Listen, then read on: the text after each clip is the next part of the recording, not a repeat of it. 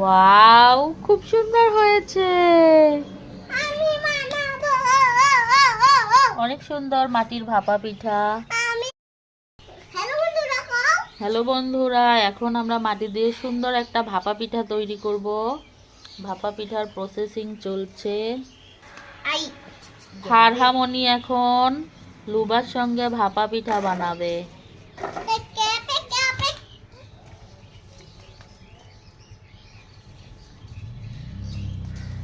সুন্দর করে আমরা আগে মাটিটা দিয়ে নিব।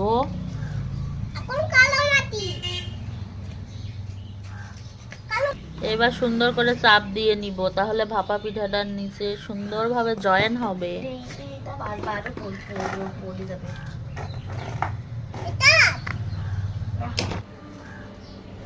টিউবওয়েল চাপতিছো?